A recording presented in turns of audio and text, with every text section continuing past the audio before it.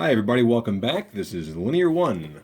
I post on the subreddit for pipe tobacco on reddit.com, and I just wanted to start off by saying thanks for the positive response I got from my other two videos. It's not like we got a million views, but hey, we're a small subreddit. I understand if you guys don't have time to upvote and give them my props, but that's okay. Either way, I appreciated the positive comments I got, so I figure once a week we'll or it's not even once a week. It's honest to gosh, whenever the hell I get around to it. It's not I'm not going to be keeping any schedule here. But I would like to say thank you to a few people to start out with. Number one, I would like to say I am sorry to user Poops in Public. I am really sorry. Oh, sad face frown there for you. He said that he wasn't able to watch my videos through to the end. It was very difficult for him. I can only assume maybe he's getting bored. So this next bit is for you. Enjoy.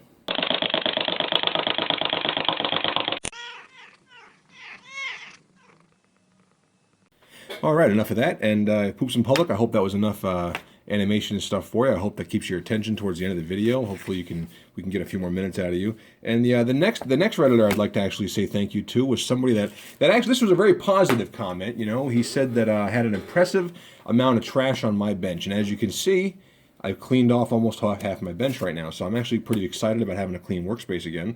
And I got to say thank you to user 507 Snuff. And I even drew a little picture there for you of that's a broom. That's a dustpan, and in the, if you can, 507, can you see that? In that dustpan, there's debris. So the broom it's sweeping the debris up and putting it in the dustpan. So thank you to 507 Snuff. Thank you for all your hard work and writing that comment for me. It encouraged me to do something positive. So thank you very much. All right. So that being said, this is the next. Let's go ahead and jump into the review here. What we're going to do is we're going to be comparing the old school Prince Albert in the can, the antique dangerous pipe tobacco that we smoked in the last video, and we're going to be comparing it to brand new, provided by user Cold Solder Joint. Sorry, I didn't have time to make a card for you, buddy. I'm sorry, but he provided me with a brand new box of Prince Albert pipe tobacco, and I'm not really interested in the story here, but it's a unique blend of Prince Albert pipe tobaccos achieved by adhering to the very high standard. I'm sure the standards are extremely high. Real quick, I want to touch on that. If you don't like the flavor of something, then it's just not for you. Everyone has a different palate. That's fine. The cool part about tobaccos like this, or any product that's sold across the country, again, is its consistency. If you go to Columbus, Missouri, and you go to John's Pipe Shop and you order an ounce of Avalon, his in-house Latakia blend, it's some kind of an English or something, it's great, it's fine. But, it's dependent on that guy's hands in the bowl every single time mixing that tobacco. The nice thing about prepackaged, I don't want to use the word professional, but I guess mass-marketed tobaccos is this is consistent. And we're hoping that this is going to taste the same or as good as that did. That's why I really wanted an old person to comment on the thread, because I really wanted to see if it was what they remembered, the old stuff. But either way, I'm going to try it and see if it's the same. But the nice part is this is going to be the same no matter where you go across the country. And if they make it for the next 20 years, it's probably going to taste the same for the next 20 years. Because even though the taste may be something that you don't like, every company has strict standards as to the product they make. So it's a positive thing that Prince Albert does have strict standards, just like Marlboro or Camel or anybody else, as to the ingredients that go in their products. So kudos to them, because this is going to satisfy somebody every day for the rest of their lives, no matter where they are. You know what you're getting every time you walk in. Kind of like McDonald's. All right, now onto the unboxing. Let's see how this opens up here. I'd like to actually follow directions before I get a hacksaw. Oh, look, there we go. There's a little pull tab.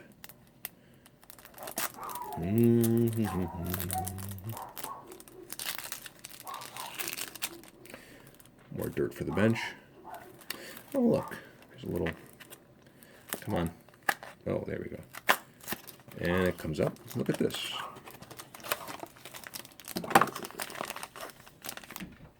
Huh. Oh, it's kind of open already. You see that? I didn't even yank it. It was like open. Maybe it doesn't... Yeah, I guess it didn't seal. It's a luxury pouch. Feel the freshness.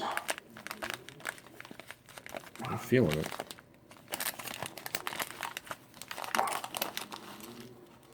You know what's funny? This is not even all that much moister than the 50-year-old stuff that I smoked. Which, oh, interesting side note, I found this, apparently dating Prince Albert cans is difficult because they've gone through a handful of revisions. And I guess when the company changed hands and got bought by the Middleton Tobacco Company, or merged with them or whatever, apparently all the information history about dating tins was just lost in the transfer. So it's not the kind of thing that's easily, researched. So the one thing I did find, I found this, it looked like an article from a college student or something online. I'm sure you guys could find it. It was somewhere in the top 10 or 15 Google hits. This kid researched the tins, and he somehow found out from magazine articles, like Life magazine and stuff like that, and he was looking at the printing on the cans. So it looks like the cans that I have, both of them, are no later than 1965. So I think that this one is probably 1965-ish. And then the ones earlier, the other one with the printing on it that had the stamped weight in it, remember that? The other one was probably around 1960. So these were old. I mean, these were really, really old tobaccos. So I'm just going to give this tobacco a little sniff here. I just want to see what it smells like. It doesn't smell a whole lot different. It just doesn't. I'm really shocked by it. So let's just do a quick load up here. This is a Shalom. It's a sitter. I really dig this pipe just because it does that. But let's just try it over here. See what happens. Again, you guys know my packing method, how it's very critical. You just...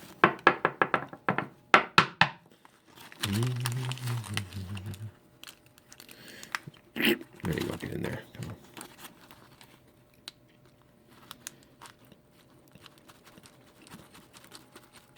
You know what? I'm going to save you guys this boring part, and I'm just going to get back to smoking. So, off camera, I lit up this tobacco, packed it and lit it.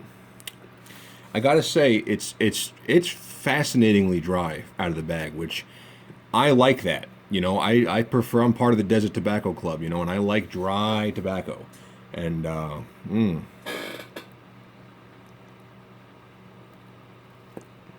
boy, there's absolutely no bite, and I'm puffing hard. And this pipe is it's a very wide open draw, very wide open stem. I don't know if you guys can really see that or not. It's got a wide open draw. Let's try. Hold on.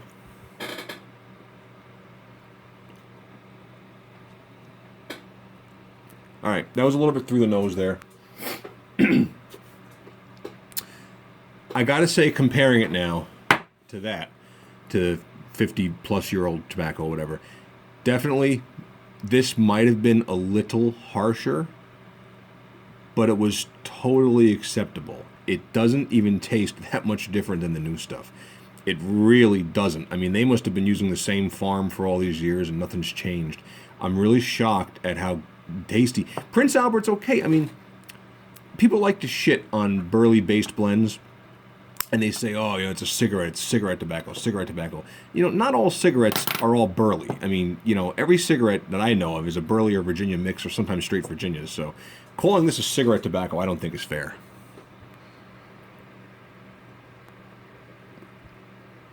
I gotta tell you, you can't hear it, but when I inhale on this pipe, it definitely crackles. That's how dry it is, and you can hear it burning.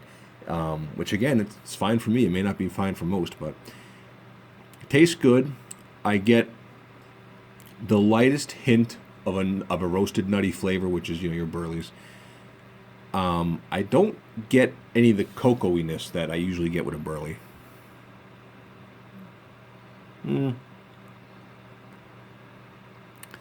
No, not even with a really light inhale and going through the nose, it just doesn't give you that cocoa flavor, but good.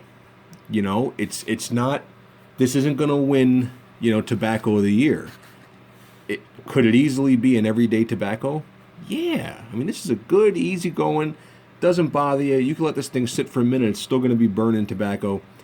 and it actually has flavor. It's not just hot air in a bag, you know? I mean, it's fair. I mean, you know, again, it goes back to hot dogs, right? Like, you know, a good hot dog's a good hot dog. It doesn't have to be the best hot dog. It just has to be a decent hot dog, you know? And quite honestly, this is a decent hot dog.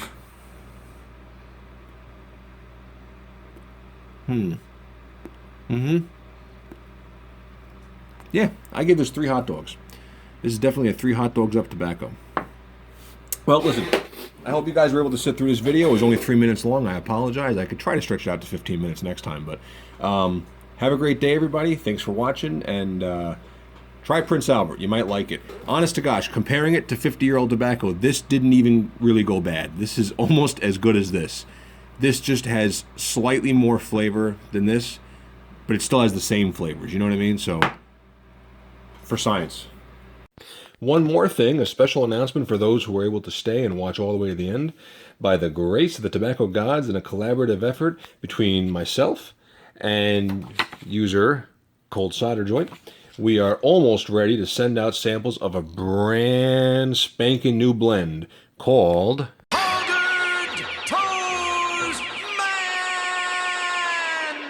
If you want to be on the list for early advanced samples, please contact me, user Linear1 on Reddit, and you know, get your name on the list. We want to send out a whole handful of baggies, probably in the next, I don't know, 2 or 3 weeks. We are almost right there on it.